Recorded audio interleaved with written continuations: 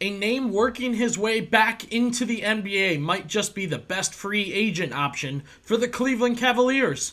Guerschon Yabusele, after having a huge Olympic stint with France, has earned his way back into the NBA, it seems, as he is the hottest name on the free agent market. Hey everybody, Billy BB back with you on Cavs Digest. Appreciate you tuning in with us. Be sure to subscribe when news hits like this that the Cavs are interested in this player or that player, possible free agent options, possible trades, drama within the team, storylines surrounding the teams, and things we are predicting. You'll want to be subscribed to get all the latest news. Now, back to the name we are discussing today, Guerschon Yabusele. You may have seen him in France, playing for the French national team, playing for gold in that final game, and one of the main things you may have seen is his poster dunk on LeBron James, and a lot of people may have thought, who is this rando, this no-name, dunking on LeBron James? Well, he's no name, and he's no rando, and he could just be the next free agent that the Cleveland Cavaliers sign. He could be the only free agent that they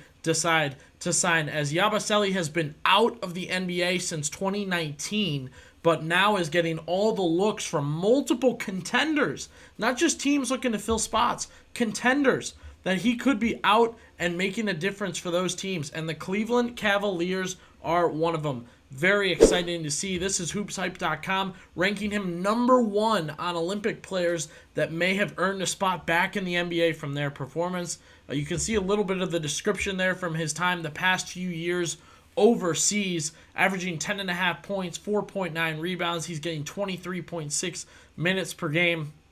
That 46.3% from three, extremely impressive. You really like to see that, and that's big for teams because back in 2018, 2019, Yabusele still in that Blake Griffin-ish mold, soft hands, big dunker, big athleticism, but now a lot of teams are going to want him to shoot, and the Boston Celtics drafted Yabusele with the 26th overall pick, brought him in, and the problem there, which we'll get into more, was, of course, they were a competitive team at the time.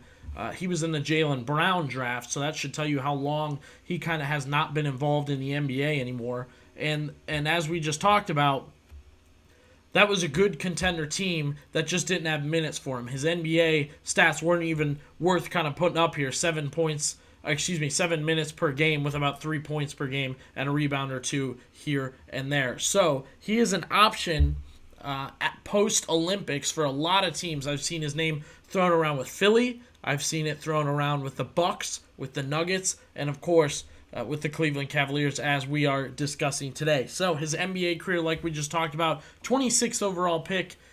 He goes to the Celtics, really can't find minutes over there, just a strong power forward. And now he's being talked about as an option for the Cavaliers. Evan Damerol from WriteDownEuclid.com. It's Yabusele, Marcus Morris Sr., who the Cavaliers are still kind of talking through and trying to figure out, or JaVale McGee. This is such an interesting story to me because the Olympics did this. You know, Yabusele playing in the Summer Olympics goes from out of the NBA, possibly out of overseas, as he's really not building momentum over there, just playing over there. And next thing you know, he's being touted as somebody a lot of teams need to get their hands on. Contenders need to get their hands on. Philly, Cleveland, as I said, the Nuggets all looking at him, and a lot of teams with a 14th spot to fill that want to get him on the squad are looking at Yabusele. Again, about 6 minutes, 7 minutes per game in the NBA. Not much there. 2 points, 4 points, and a rebounder here and there. I like the storyline that he had done so well in the Olympics that he's kind of back in the fold. I think that's really fun. However, the fact that it's been 5 years since he was in the NBA, getting any sort of minutes or NBA development is insane. No team can deal with that. They don't have time to develop him. They don't have time to give him minutes out on the floor. And I'm talking about contenders in general, but we'll jump into his fit with the Cavs.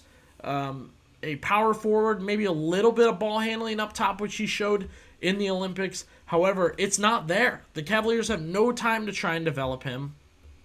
They have no minutes to give at a power forward slot unless there's a serious injury, and even then you'd like him to benefit and like him to try and fit in. I don't understand the interest from the Cavaliers unless they feel that once he's in the building and working with Evan Mobley and Jared Allen and Kenny Atkinson and Dean Wade, that they can really develop him. However, there's no can't charge minutes for there because Yabusele's not back in the NBA to play in the G League. That would be my best guess. It doesn't seem that he's going to feel that his time in the NBA is going to be spent in the G League. However, he said it best on Twitter. He's ready.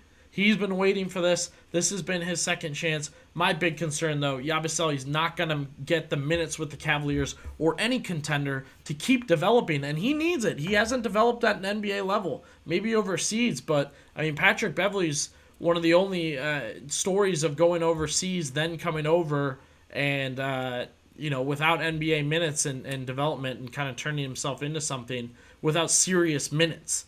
And that's the key here is I don't know that the Cavaliers can give him 10 to 15 minutes per game. He'll get his usual 7.